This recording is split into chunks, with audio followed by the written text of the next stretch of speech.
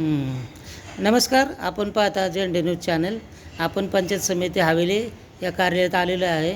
दिगंबर शिंदे यांचा ग्रामपंचायत अतिक्रमण आणि BDO साहेबांविरुद्ध उपोषणाचा 6वा दिवस आहे आणि आपण त्यांची प्रतिक्रिया जाणून घेऊया. दिगंबर सर, आपल्या उपोषणाबद्दल काय प्रतिक्रिया द्याल? नमस्कार. मी श्री दिगंबर गजानन शिंदे, राहणार वडगाव शिंदे, शिंदे वस्ती, तालुका हवेली, जिल्हा पुणे. दिनांक 22/6/2026 पासून पंचायत समिती हवेली या ठिकाणी आमरण उपोषणाला बसलेला असून माननीय गटविकास अधिकारी सो यांच्याकडून पहिल्या दिवसापासून आम्हाला उपोषणाचा बॅनर लावण्यापासून ते आम्हाला उपोषणाला जागा उपलब्ध करून देण्यापर्यंत उपोषणाला विरोध होतो. त्यानंतर 2 वेळा त्यांचे तिसऱ्यांदा आज मिळून तिसऱ्यांदा या ठिकाणी त्यांची आमरण उपोषणाच्या मागणीसंदर्भाने भेट घेतलेली आहे. तरीही ते माझ्या मागण्यांबाबत सकारात्मक नाही. हा विषय लांबवण्याचा आणि जास्तीत जास्त जबाबदारी टाळण्याचा, कर्तव्यात कसूर करण्याचा प्रयत्न करत आहे. यामध्ये जानेवारी 2026 पासून जो काही पत्रव्यवहार आणि माहिती अधिकार अर्ज केलेले होते ग्रामसेवकांकडे, त्या संदर्भाने ग्रामसेवकांकडून कोणतेही उत्तर प्राप्त नाही आणि हे मी वेळोवेळी पत्र आणि ईमेलमधून माननीय BDO साहेबांच्या निदर्शनास आणून दिलेलं होतं.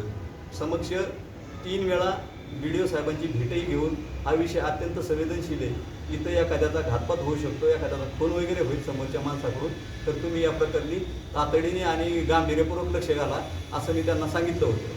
परंतु तसं न करता आणि 6 महिन्याच्या कालावधीमध्ये ग्रामसेवक अनिल पांडुरंग विघ्ने हे कधीही स्पॉटवरती फिरले नाही, कधीही हे केलं नाही आणि मनाने स्वतःच्या जागेवरून ते असे अहवाल तयार करत राहिले की सदर अर्जदार एक काल्पनिक तक्रारी करतात, अशा आशयाचे अहवाल तयार करून आपल्या वरिष्ठांना सादर केले. तदनंतर मला उपोषणाशिवाय दुसरा कोणताही पर्याय न दिसल्यामुळं मी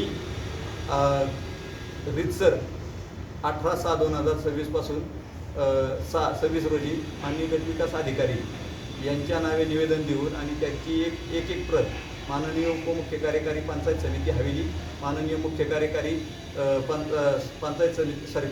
जिल्हा परिषद पुणे, जिल्हा परिषद, माननीय जिल्हाधिकारी सो पुणे, माननीय विभागीय आयुक्त सो पुणे यांच्या नावे आणि ग्रामविकास सचिव, ग्रामविकास मंत्री, माननीय मुख्यमंत्री, माननीय मुख्य सचिव, माननीय राज्यपाल यांच्या नावे एक प्रत देऊन सर्वांना माझ्या आमरण उपोषणाबद्दल पूर्वकल्पना दिलेली होती.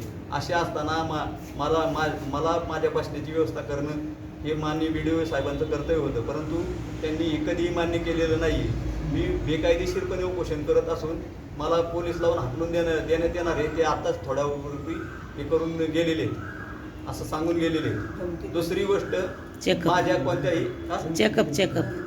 चेकअपसाठी माझ्या चेकअपसाठी उपोषणकर्त्याचा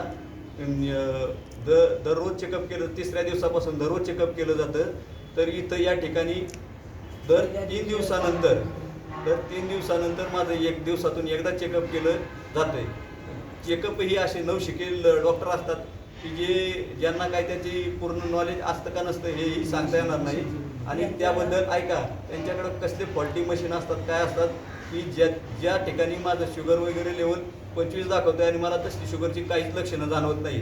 असं असताना सुद्धा मी त्यांना म्हटलं की तुमच्या वरिष्ठांकडून तसं लेटर घ्या की जर समजा उपोषण स्थगित होत नसेल तर मी सपोर्टिव्ह सिस्टीमवरती सलाईन किंवा ग्लुकोज वगैरे लावून घ्यायला तयार आहे. तर तेही नाही आणि त्यांनी फोन करून या ठिकाणी वरिष्ठ पोलीस निरीक्षक श्री जयंत राजूरकर सर यांना बोलावून घेतले होते.